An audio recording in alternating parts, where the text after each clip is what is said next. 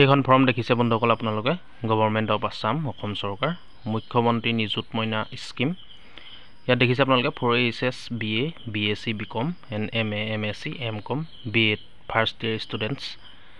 এনেকুৱা ধৰণত আছে ফৰ্মখন আপোনালোকে নিশ্চয় পাইছে আৰু আপোনালোকৰ কলেজৰ পৰাই দিয়া হ'ব এই ফৰ্মখন application form for HS first year এখন higher secondary first year form হয় এনেকৈ লিখা থাকিব ইয়াত কোন ইয়াৰৰ হয় যদি BA হয় ইয়াত BA বুলি লিখা থাকিব ইয়াত চাওক প্ৰথমতে আছে ARN নম্বৰ S পাৰ দৰ্পণ পটেল যেহেতু আপোনালোকে দৰ্পণ পটেলত ৰেজিষ্ট্ৰেশ্যন কৰিছিলে এডমিশ্যন ল'বলৈ ARN নম্বৰটো ইয়াত ফিল কৰিব আপোনালোকে যিসকল হাই ছেকেণ্ডেৰী ফাৰ্ষ্ট ইয়াৰ হয় অৰ্থাৎ মেট্ৰিক দিছে এবাৰ মেট্ৰিক দি পেলাই হাই ছেকেণ্ডেৰী ফাৰ্ষ্ট ইয়াৰ এডমিশ্যন লৈছে নিশ্চয় দৰ্পণ পটেলত যেতিয়া ৰেজিষ্ট্ৰেশ্যন কৰিছিলে ARN নম্বৰটো আছে আপোনালোকৰ ARN নম্বৰটো ইয়াত ফিল কৰিব ফাৰ্ষ্টতে দেখিছে আপোনালোকে ফাৰ্ষ্টৰ ঘৰটোত ARN নম্বৰ বুলি আপোনালোকৰ মোবাইলত চেক কৰিব নিশ্চয় পাই যাব ইয়াৰ পিছত আছে পাৰ্সোনেল ইনফৰমেশ্যন ফাৰ্ষ্টতে নেম অফ ষ্টুডেণ্ট গৰাকীৰ নাম লিখিব ছাত্ৰী গৰাকীৰ নাম লিখিব ফাৰ্ষ্টতে ইয়াৰ পিছত আহি গ'ল মেৰিটেল ষ্টেটাছ অৰ্থাৎ ইয়াত লিখিব লাগিব বিয়া হোৱা নে বিয়া নোহোৱা ইয়াত ফাৰ্ষ্টতে যিটো অপশ্যন আছে সিংগল আপোনালোকে সেইটোতে ৰাইট দিব আৰু এটা আছে মেৰিট আপোনালোকে ৰাইট দিব বক্সটোৰ ভিতৰত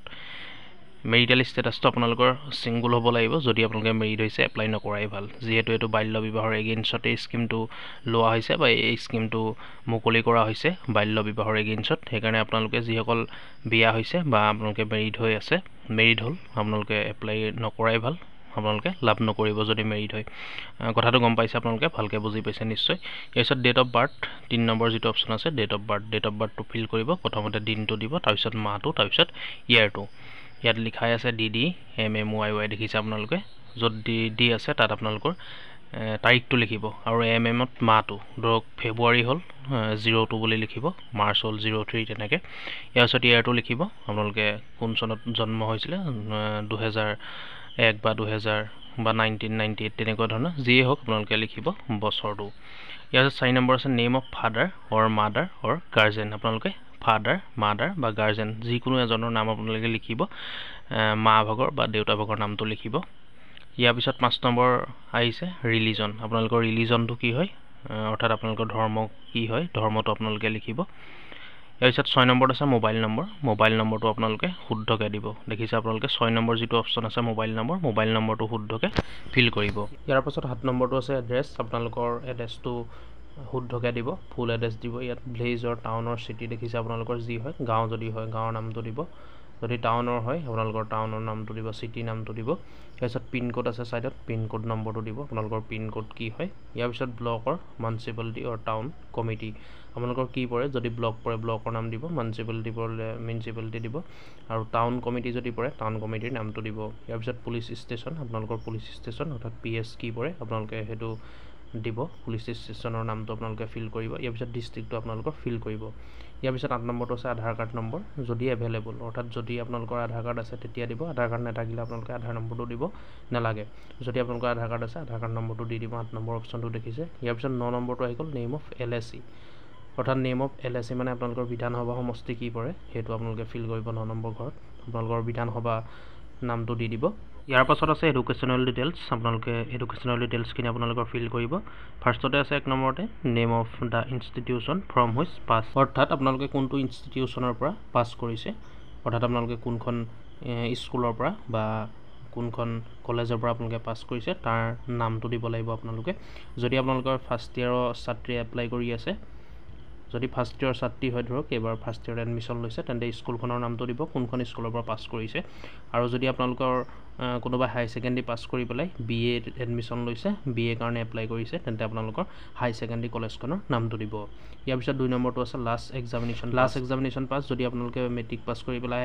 হাই ছেকেণ্ডেৰী ফাৰ্ষ্ট ইয়াৰ এডমিশ্যন লৈছে তেন্তে আপোনালোকে মেট্ৰিক পাছ বুলি দিব SSLC বুলি আৰু কোন ইয়াৰত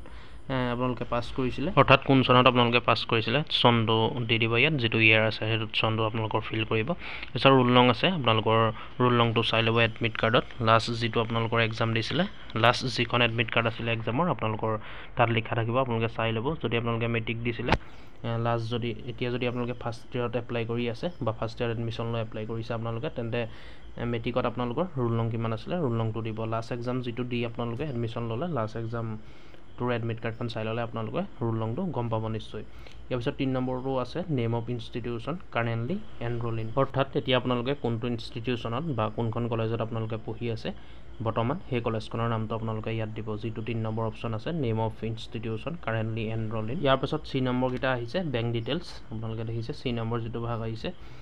সেইটো বেংক ডিটেইলছ আপোনালোকে ফিল কৰিব লাগিব। 1 নম্বৰতে আছে একাউণ্ট নম্বৰ, আপোনালোকৰ একাউণ্ট নম্বৰটো দিব। 2 নম্বৰটো IFSC কোড, আপোনালোকৰ IFSC কোডটো ফিল কৰিব, আপোনালোকৰ বেংকৰ যিটো IFSC কোড হয় সেইটো ফিল কৰিব। 3 নম্বৰত একাউণ্ট হোল্ডাৰ নেম, আপোনালোকৰ নাম লিখিব, অৰ্থাৎ একাউণ্টটো যাৰ নামত আছে নিশ্চয় যিগৰাকী ছাত্ৰী এপ্লাই কৰিছে তেওঁৰ নামে লিখিব লাগিব, আপোনালোকৰ নামটো লিখিব। ইয়াৰ পিছত বেংক নেম, আপোনালোকৰ বেংকটো কি বেংক হয়, একাউণ্টটো কোন বেংকত আছে, আপোনালোকৰ কোন বেংকৰ একাউণ্ট হয়, বেংক নেমটো লিখিব 4 নম্বৰত। ইয়াৰ পিছত ছাইডত যিটো ব্ৰাঞ্চ অপশ্যন আছে আপোনালোকৰ ব্ৰাঞ্চটো লিখিব, বেংকৰ যিটো ব্ৰাঞ্চ হয় ব্ৰাঞ্চটো ফিল কৰিব। ইয়াৰ পিছত ছিগনেচাৰ, ইয়াত 3টা ছিগনেচাৰ আছে দেখিছে আপোনালোকে। প্ৰথমৰ ছিগনেচাৰটো হ'ল হেড অফ দ্য ইনষ্টিটিউশ্যন, কলেজৰ প্ৰিন্সিপালে ছিগনেচাৰ কৰিব, ইয়াত প্ৰথমটোত নকৰিব। 2 নম্বৰটো আছে পেৰেণ্টছ গাৰ্জেন, ইয়াত 2 নম্বৰটোত আপোনালোকৰ মা বা যিজনৰ নাম দিয়া আছে ফৰ্মখনত, যদি মাৰ নাম দিয়া আছে আপোনালোকৰ গাৰ্জেন হিচাপে বা পেৰেণ্টছ হিচাপে সেইজনে ইয়াত চহী কৰিব লাগিব। ছেকেণ্ড ঘৰটোত আপোনালোকে দেখিছে পেৰেণ্টছ গাৰ্জেন য'ত আছে তাৰ ওপৰতে ছিগনেচাৰটো কৰিব, অৰ্থাৎ চহীটো। ইয়াৰ পিছত ছিগনেচাৰ অফ দ্য ষ্টুডেণ্ট, আপোনালোকে নিজে চহী কৰি দিব, যিটো ছিগনেচাৰ অফ দ্য ষ্টুডেণ্ট আছে তাত নিজে চহী কৰিব লাগিব ছাত্ৰীগৰাকীয়ে, দেখিলে আপোনালোকে নিশ্চয়। গতিকে বন্ধুসকল ভিডিঅ'টো আজি ইমানেই আছিলে, আপোনালোকে নিশ্চয় বুজি পালে মুখ্যমন্ত্ৰী নিযুত মইনা আঁচনি ফৰ্মখন আপোনালোকে কেনেকৈ ফিল আপ কৰিব। আৰু যিসকল ছাত্ৰীক দিয়া নাই আপোনালোকে কলেজত খবৰ কৰিব, আপোনালোককো দিব নিশ্চয়। যিসকলে দিয়া নাই আপোনালোকে প্ৰিন্সিপালৰ ওচৰত খবৰ কৰিব কলেজৰ, নিশ্চয় আপোনালোকক দিব, বহুত কলেজত দিয়া হ'ল ফৰ্মখন দিলে। আৰু কেনেকৈ ফিল আপ কৰিব আপোনালোকে দেখিলে, ষ্টেপ বাই ষ্টেপ ফিল আপ কৰিব ভিডিঅ'টো চাই। আৰু যদি কিবা কনফিউজ হৈ আছে এতিয়াও আপোনালোকে নিশ্চয় কমেণ্ট কৰি জনাব, মই আপোনালোকক কমেণ্টৰ ৰিপ্লাই দিম। আপোনালোকক যদি কিবা অসুবিধা হয় মই কমেণ্টৰ জৰিয়তে জনাই দিম, আপোনালোকে নিশ্চয় কমেণ্ট কৰিব যদি এতিয়াও কনফিউজ হৈ আছে। আৰু আপোনালোকে চাই ফিল আপ কৰিব। আৰু আকৌ এবাৰ মই কৈছোঁ বন্ধুসকল, যিসকল ছাত্ৰীক দিয়া নাই ফৰ্মখন আপোনালোকে নিশ্চয় কলেজত খবৰ কৰিব, অতি সোনকালে আপোনালোককো দিব। গতিকে ভিডিঅ'টো চাই যদি ভাল পালে লাইক কৰিব, কিবা সুধিবলগীয়া থাকিলে আপোনালোকে নিশ্চয় কমেণ্ট কৰি জনাব। আৰু ভিডিঅ'টো চাই যদি ভাল পালে লাইকটো কৰিব, লগতে আমাৰ চেনেলটো ছাবস্ক্ৰাইব কৰি ল'ব। এনেকুৱা ধৰণৰ দৈনন্দিন আপডেটবোৰ আমাৰ চেনেলৰ জৰিয়তে দি থকা হয়, তাৰ কাৰণে আমাৰ চেনেলটো ছাবস্ক্ৰাইব কৰি ল'ব। ধন্যবাদ।